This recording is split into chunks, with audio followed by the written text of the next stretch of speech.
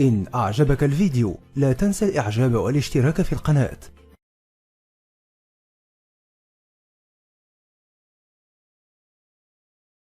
Good evening.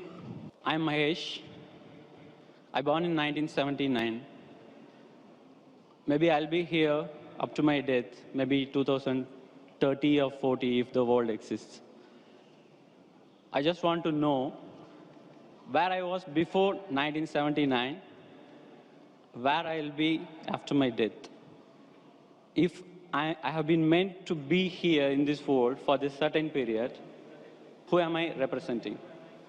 The brother asked the question that he was born in 1979 and today he's in UAE.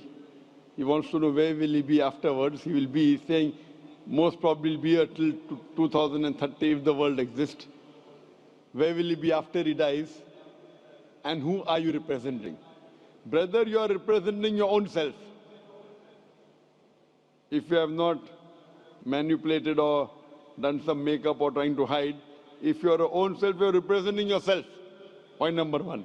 Where will you be after you die? Depending upon what are you following. If you follow the last and final revelation, the glorious Quran, after you die, you will be in heaven. If you go against the laws of the Creator, against the last and final revelation, the Quran, then after you die, you will be in hell. So I don't know if you accept the commandments of Almighty God today, what you did between 1979 and till the 14th of April 2012, all will be forgiven. All forgiven, zero will be forgiven. So in the past, whatever you have done in the past will be forgiven because our beloved Prophet Muhammad said, the moment a person accepts Islam, all his previous sins are washed away. So depending upon whether you follow the laws of the Creator, where will you be, I can tell you. But you don't know when will you die. If you say, if that is the case, you know what I'll do? Maybe I'll live till 2030, so I'll accept Islam in 2029. Brother, you don't know, even I don't know, how long will you live? And you rightly said, if the world exists. I don't know till how long will the world exist. Allah says in the Quran in Surah Luqman, chapter number 31, verse number 34, no one besides Allah knows the hour. When will the earth end? We don't know. Whether it'll stay for a few years, for a few decades, we don't know. How long will you live and I live, I don't know. So the best is the moment you come to know the truth, accept it. All the past sins will be forgiven, then you try and practice and follow as much as you can. So where will you be after you die depends upon you. I can only guide you. Allah says in the Quran in Surah Ghashiyah, chapter number 88, verse number 21, 22, Allah says, فَذَكِّرْ إِنَّمَا أَنْتَ مُذَكِّرْ. He tells the Prophet, your job is to deliver the message. Giving hidayah is in the hands of Allah subhanahu wa ta'ala. So I want to ask you, brother, after you die, do you want to go to heaven or hell? After you die, do you want to go to heaven or hell? To be frank, I don't know. You don't know. Because for me, the heaven and hell is here. It's up to us. Yes, this is temporary heaven, hell, temporary. As I mentioned earlier, Quran says in Surah Mulk, chapter number 67, verse number 2, Allazi khalaqal mauta wal hayata. It is Allah who has given you death and life so that He may test which of you is good in deeds. This is a test. And an average man lives in this world for about 70 years, 60 years. Some die at the age of 20, some 50, some live for 100 years. Average maybe 60 to 70 years. So this is temporary phase. The next life is eternal. So you say heaven and hell is here. And then if you try to make this life heaven by going after luxury, enjoying life, drinking alcohol, your next life becomes hell. Because Quran, Allah says in Surah Hud that those who want this world, Allah will give you this world but will not give you in the next life. Those who care for next life, Allah will give you next life, also this life. So as a businessman, if someone tells you that I will give you little trouble, difficulties for the 70 years, next life eternal, unending, always pleasure. So this life is 0.00001% of the next life. As a businessman, you wouldn't mind saying, okay, I don't mind trouble in this couple of, small percentage. Like before the examination, you struggle, you stay awake, you don't sleep, or you sleep less, and then you appear for the examination. So that few days before that you struggle and you study, so that in future it is good for you. So similarly, brother, this life is a test for the hereafter. If you're a Hindu, if you're Mahesh, and if you believe in the Hindu scriptures, same the Veda says. If you read Rig Veda, book number 10, chapter number 16, verse number 4 to 5, talks about Punar Janam. Punar means next, Janam means life. Same thing what the Quran says about next life. So this life you come, and there's next life. Being born, dying, cycle of birth, rebirth is not mentioned in the Vedas. It talks about Punar Janam means next life, which is there in the Quran. So a really good person would think about, as a better businessman, that the next life is multiple times. Multiple, keep on multiplying. This life is a small, negligible 0.0001% compared to the next life. So as an intelligent person, you wouldn't mind taking trouble in this life so that your next life becomes paradise and heaven.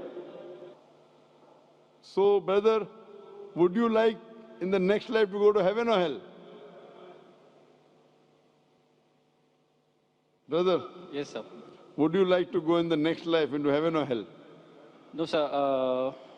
I don't think I will be having a next life, because if I am going to have a next life. Do you believe in the Hindu scriptures? Yes, sir. You believe? Do you believe in the Vedas? Scriptures, some of the points. Do you believe in the Vedas? Yes. I don't know big about the Vedas. But you believe it to be sacred, correct? Sorry? Do you believe it to be from God? No, I feel I am God. You are God. All are God. That's what Hinduism says. Aham Brahmasmi. What is the definition of God?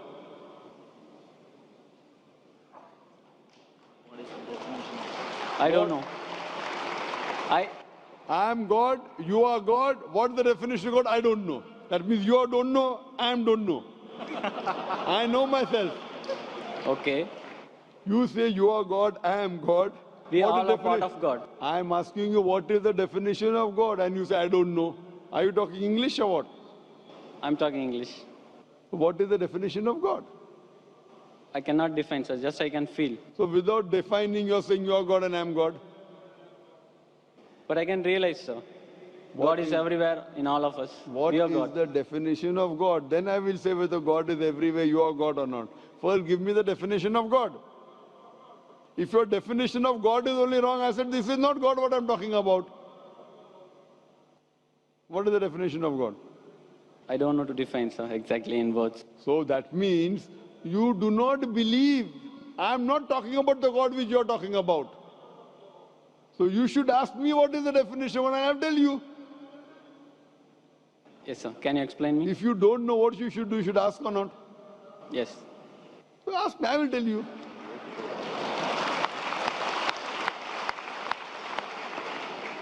The definition of God come to according to Vedas and Upanishad, then I come to the Quran. If you read the Upanishad, Chandogya Upanishad, chapter number 6, section number 2, verse number 1, Ekam Evidityam. God is only one without a second. It's mentioned in Shveta Upanishad, chapter number 6, verse number 9. Nachasya kasij janitana chadipa. A Sanskrit quotation which says that of that God, he has got no superior, he has got no parents. Almighty God has got no Lord, no superior, no mother, no father. It's mentioned in Shveta Upanishad, chapter number 4, verse number 19. Na tasya pratima asti. Of that God there is no pratima. Pratima is the Sanskrit word which means image, picture, portrait, sculpture, statue. Na tasya pratima asti. Of that God there is no image, no picture, no portrait, no painting, no photograph, no idol, no statue, no sculpture. Same thing is repeated in Yajurved, chapter number 32, verse number 3. Na tasya pratima asti. Of that God there is no image, there is no picture, there is no portrait, there is no photograph, no sculpture. Furthermore, it says In the Brahma Sutra of Hinduism, Ekam Braham Devatya Naste, Nina Naste Kinchan. There is only one God, not a second one, not at all, not at all, not in the least bit. So based on this definition, God is one, there's nothing like him. And the Quran further says in Surah Ikhlas, chapter number 112, verse number 1 to 4, the definition of God is, Qul huwallahu ahad, says Allah one and only, Allahu samad, Allah the absolute eternal, lam yalid wa lam yulad, he begets not nor is he begotten, wa lam yakul lahu kufuwan ahad, there's nothing like him. Qul huwallahu ahad, says Allah one and only. Are you the only human being? Am I the only human being? Yes or no? Yes or no? I'm a human being. Are you the only human being? Only one? No. I'm one of the. Qul huwallahu ahad. Say he is Allah one and only. Allahu samad, the absolute and eternal. Are you absolute and eternal? Are you absolute and eternal? No. So how can you be God? I'm not absolute and eternal. How can I be God? Lam yalid wa lam yulad. He begets not, nor is he begotten. Are you begotten? Were you born? Were you born or not? Yeah. So how can you be God? Even I was born. How can I be God? Do you beget? I have begotten. I have got children. Do you have children? Yes. How can you be God? Walam yakul lahu kufuwan ahad. There's nothing like him. What I'm saying That is, means your definition of God, forget what you say about God. I'm talking about my definition of God. Forget what you say about God now. Keep it. That may be God with a small g. I'm not talking about God with a small g, what you're talking about. I'm talking about God with a capital G. He's only one. He's all powerful. He's absolute. He begets not, nor is he begotten. There's nothing unto like him. Based on this definition, can you call yourself God? Can I call myself God? if you wish, you can. I asked you the question, are you born? You're saying yes. If you wish, then you'll be called a lunatic. No, sir. What I'm feeling is, What I am a I'm part of the God. You were saying the only one God, no? I feel I am the part of it. The big one. We all are part of it. Maybe we got detached, as like this world got detached from the sun. That is your definition of God. That's not the definition of God of Vedas. It's not the definition of God of Quran. So therefore I say this God is a different God. I'm not talking about the God that you believe in. I'm talking about the God which I believe in. He's one. He's not part of everything. Your God, forget about it. Keep it at the side now. Fine? The God, what you're talking, keep it at the side. I'm talking about the definition of my God. You understand? He is only one. He's all powerful. Are you all powerful? Are you all powerful? Not all powerful. So you are not the God I'm talking about. What God you're talking about, keep that God aside. Okay. Okay? My God I'm talking about. Therefore, La ilaha, there is no God. All the other false gods are wrong. You keep it aside. I'm talking about the correct definition. Someone is talking about 2 plus 2 is equal to 5. That equation, keep it at the side. The God that I'm talking about, the entity I'm talking about, He is one. He is all powerful. He is absolute. He begets not, nor is he begotten. He is not born. He does not give birth to anyone. And there's nothing like him. He's only one. Do you believe in such a God? No, sir, I don't believe. That's the problem. That means you are not believing in the true God. My request to you is, you read your Hindu scriptures, all the quotation I gave, go and read the translation of the Quran, try and find out the true God. Not these fake gods, I am God, you are God. I don't consider myself God. You are calling me God, so I'll say yes, I'm God. I'm not a fool to accept you that I'm God. You want to go to hell, go. I don't want you to take me to hell. I'm going to go to heaven. I want to take you to heaven. But to take you to heaven, if I agree with you that you're God and I'm God, we both will go to hell. I prefer we both go to heaven.